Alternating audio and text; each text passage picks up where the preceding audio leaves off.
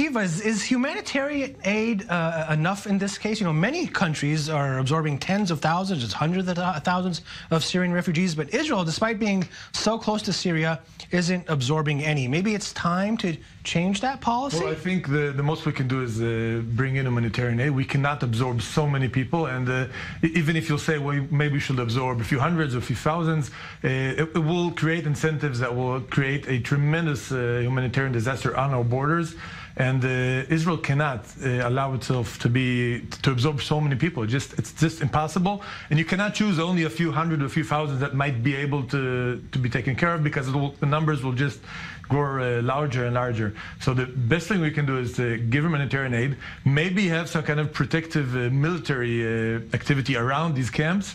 And the real solution for Syria is to stabilize the situation in Syria, because there's millions of people living there. You cannot solve the problem with absorbing a few thousand, a few hundred thousand in different countries. Solving the problem, just so, but the problem will never cease to exist until you solve the problem and its base. Well, you know, stabilizing Syria and reuniting it is the goal. There's nothing nowhere around it. Let me just say in response that there seems to be here a Jewish double standard. I remember when our people were refugees in Europe, you know, during the Holocaust and the Second World War, and likewise, you know, we were not absorbed.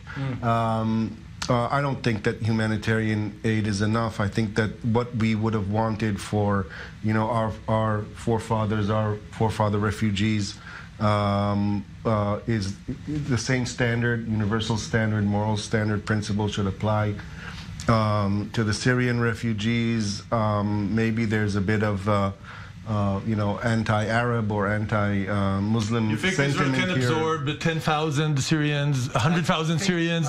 You think Israel can allow it to herself? I mean, first let's say this. I think, first off, you know, if we were dealing here with Christians from Europe, we would our attitude towards them would be different, would be more welcoming. I also think that obviously we can absorb more than what we're absorbing, and I don't think that we're the not question absorbing is anything. I mean, right we're now, not absorbing anything. So I think obviously we can absorb more.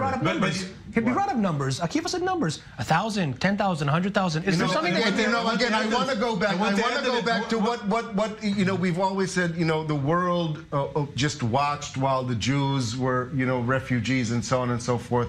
This is basically what the Jews in Israel have been doing for the past couple of years during this Syrian civil war. We've been watching. I mean, at the best of times, we've been watching on TV. Most of the time, we just have total disregard. You're ignoring two things. Well, first of all, if Israel would get involved in the Syrian war, it would be worse. It would be worse for everybody, because having the Jews get involved in this inner Arab war is terrible for all sides involved. Changed your argument now. Wait a minute, that's one thing. No, 1 minute. I'm talking about getting involved or not in the past.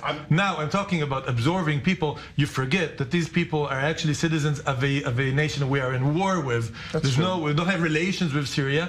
We have no way to vet who gets in, who gets out. To make the comparison to Jews isn't exactly correct. So it's almost impossible.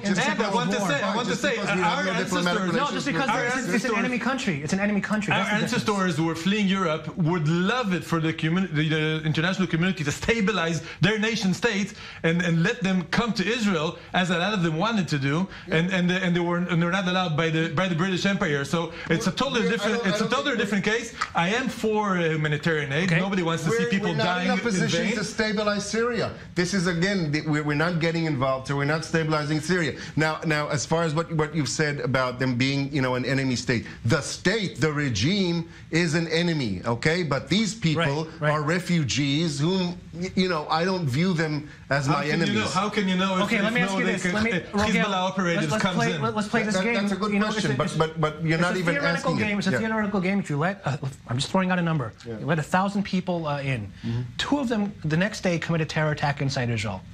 It's a good question, but I don't think that we're even addressing that question, because that's a different argument. That's saying we can absorb, but this is a security issue. That's not what you said. You said we just can't absorb it. I want to ask you, Rogel.